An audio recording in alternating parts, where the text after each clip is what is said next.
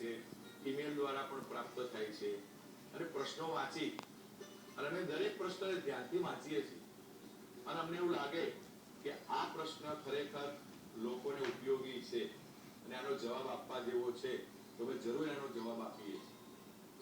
આજનો પ્રશ્ન છે અમેરિકા. ધર્મેશભાઈ પટેલ અમેરિકાથી સુંદર પ્રશ્ન લખીને મોકલ્યો. રહે છે અમેરિકામાં, પણ આપણા એને શાસ્ત્રનું જ્ઞાન છે, આપણું સ્મરણ છે, આપણી સંસ્કૃતિનું સ્મરણ છે. ખરેખર ધર્મેશભાઈ તમને ધન્યવાદ છે કે તમે અમેરિકા બેઠા છો છતાં પણ સંસ્કૃતિને ભૂલતા નથી. એમનો પ્રશ્ન છે શિવ અને શંકર વચ્ચે શું તફાવત છે, કયો ભેદ છે? બહુ સુંદર પ્રશ્ન. શિવ અને શંકર. તો ધર્મેશભાઈ, શિવ શબ્દનો અર્થ છે કલ્યાણ.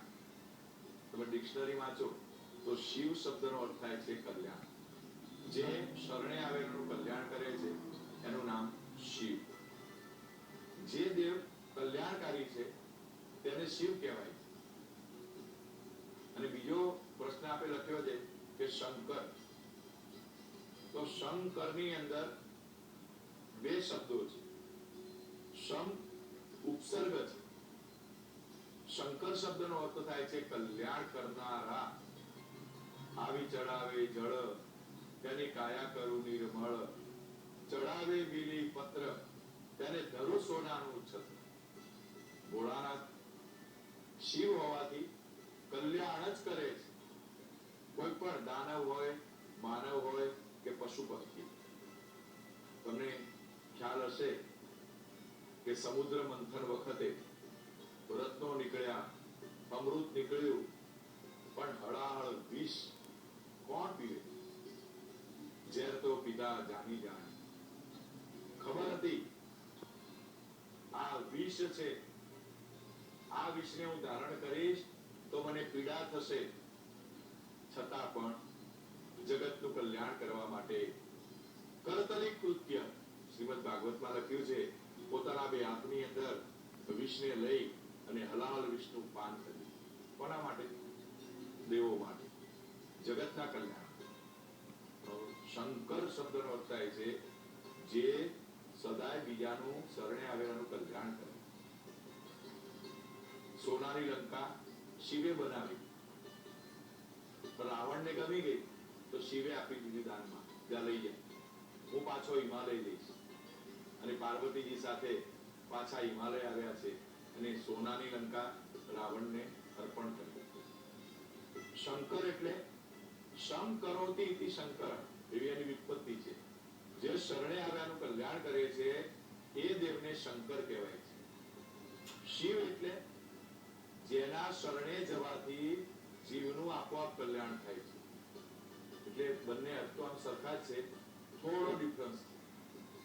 શંકરમાં શરણે આવેલાનું કલ્યાણ કરનાર અને શિવમાં શરણે જવાથી જેનું કલ્યાણ થાય છે. શિવ અને શંકર એ ભોળાનાથના પર્યાયવાચી શબ્દો છે. જેમ એક વસ્તુના અનેક નામ હોય એ રીતે શિવના આ બે પર્યાયવાચી શબ્દો છે. તમારે ત્યાં અષ્ટાધ્યાય રુદ્રી હોય તો અષ્ટાધ્યાય રુદ્રીની અંદર પણ એક મંત્ર છે. એ મંત્રની અંદર આ બંને નામ સાથે આપેલા છે. ઓમ નમઃ શંભવાય ચ મયો ભવાય ચ નમઃ શંકરાય ચ મયસ્કરાય ચ નમઃ શિવાય ચ શિવતરાય ચ. શિવ અને શંકર આ બંને નામ એક જ મંત્રમાં આપેલા છે.